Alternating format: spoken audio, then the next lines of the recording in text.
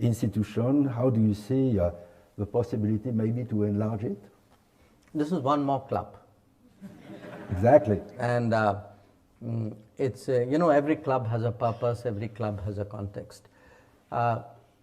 It restarted because it was first attempted in 2007. Didn't work out for some reasons. Then in 2017, after a 10-year gap, it was restarted. And it has done well, you know, because it was started at the level of the Secretary General, Permanent Secretary level.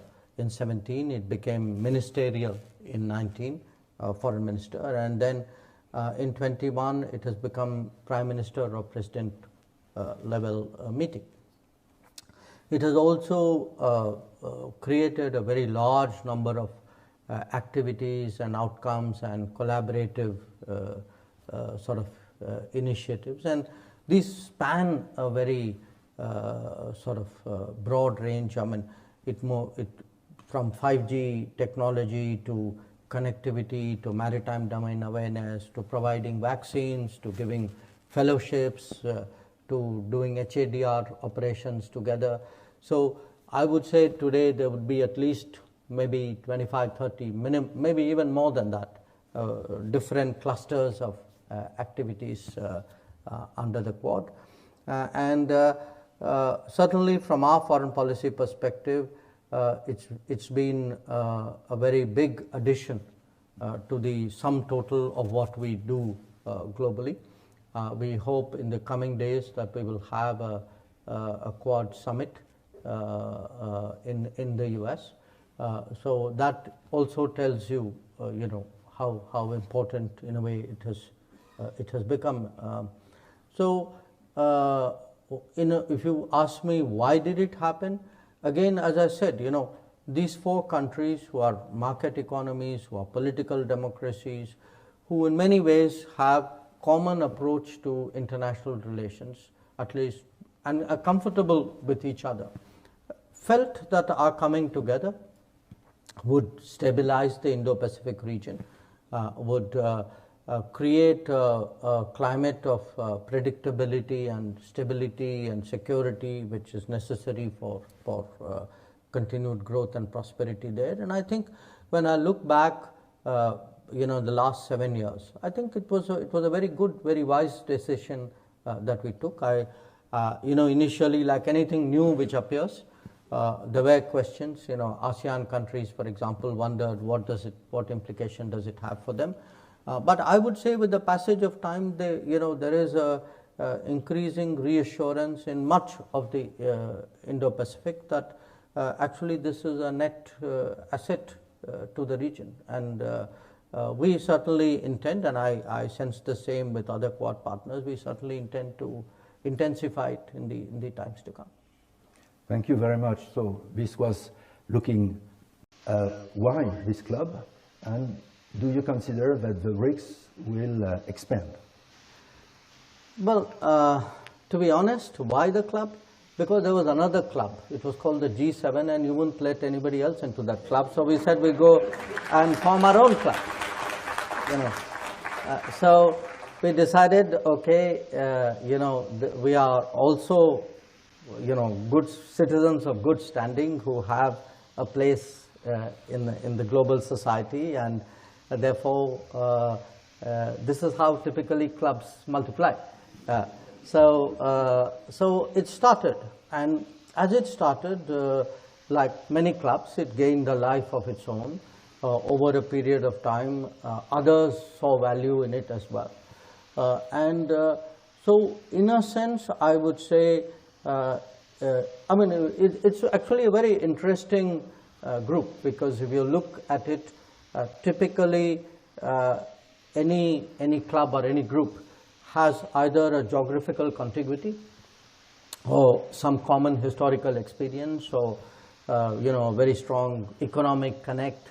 There are some orthodox binding factors, but when you have a Brazil in South America and Russia in Europe and India and China and Asia, and later on South Africa was added, The common feature was really, I would say, big countries rising in the international system. Russia perhaps had already risen, so would not necessarily qualify in that, who felt that their coming together would give them greater weight and greater influence. Now, what has happened between when the BRICS started, approximately 2 decades ago, to where we are now, is we see, particularly in the last few years, a lot of interest in countries joining the grouping. We expanded the BRICS. We took the decision to expand the BRICS last year in Johannesburg, and we extended invitations to more countries, which virtually doubled the number. We will be meeting soon in Kazan next month.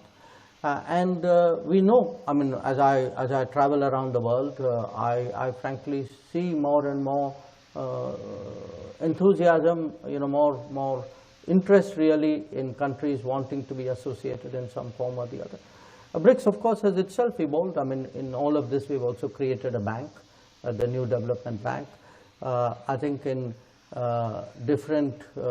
on different issues, we have collective positions, but there are many issues on which our interests also diverge.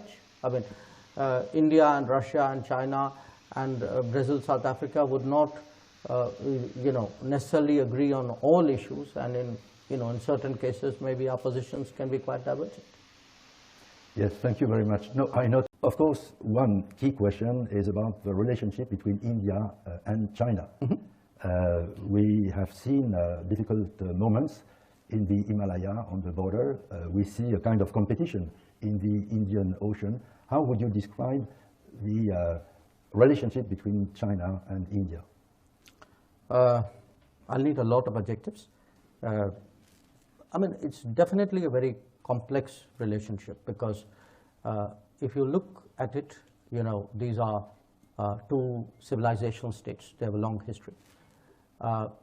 They are also states who, at various points of time in history, were very big in the global economy, in the global society. They had bad periods in their history. Both of them are reviving, are rejuvenating in a way.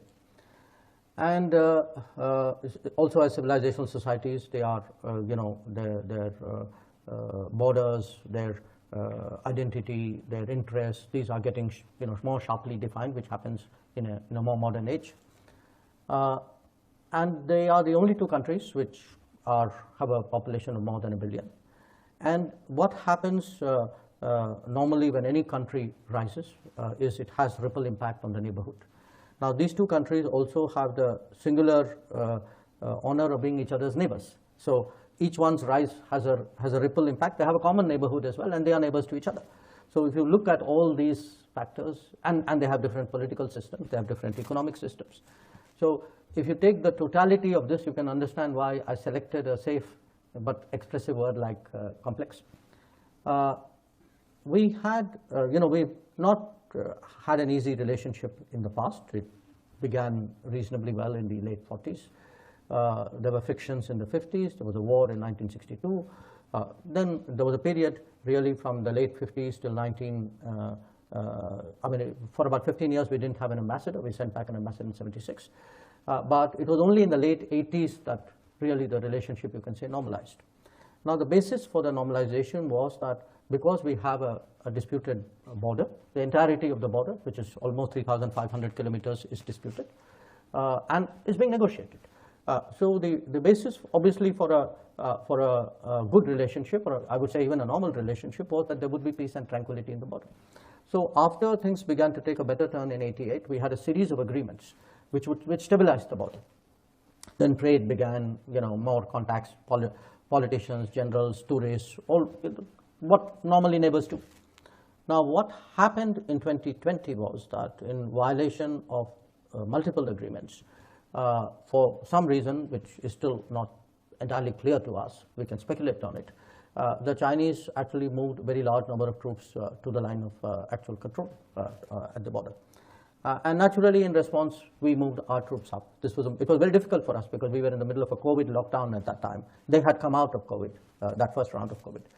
Now, we could see straight away that this was a very dangerous development because the presence of large number of troops in those extreme heights and extreme cold in near proximity could lead to a mishap. And that's exactly what happened in June of 2020. So the issue for us is, why they have disturbed that peace and tranquility, why they moved those troops, and how do you now deal with this very close-up situation? So we've been negotiating now for close to 4 years, and the first step of that is what we call disengagement, which is that their troops go back to their normal operating bases, and our troops go back to our normal operating bases. And where required, we have an arrangement about patrolling, because both of us patrol regularly in that border, because, as I said, it's not a legally delineated border. Those negotiations are going on. We made some progress. I would say roughly, you can say about 75% of the disengagement problems are sorted out. We still have some things to do, but there's a bigger issue that if both of us have brought forces close up, and in that sense, there's the level of militarization of the border has increased. How does one deal with it? I think we have to deal with it. But in the meanwhile, after the clash, it has affected actually the entirety of the relationship, because you can't have violence on the border and then say the rest of the relationship is insulated from it. So trade has got affected, and the exchanges have got affected. So it is not normal, I mean, to put it very politely. We hope that if there is a solution to the disengagement and there is a return to peace and tranquility, then we can look at other possibilities. So that is the immediate issue. But I think there are larger issues in respect of India-China. We have long struggled with the trade issue.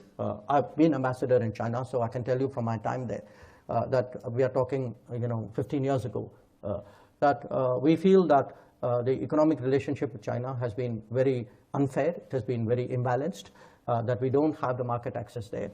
They have much better market access in India. We have concerns today. Again, this is autonomous of the border situation in various areas, technology, in telecom, in digital, and those are issues. And now, as you've said, we also do monitor very carefully what happens in the Indian Ocean. So for us, any radical shift or change or presence in the Indian Ocean is something we will take into our security calculus.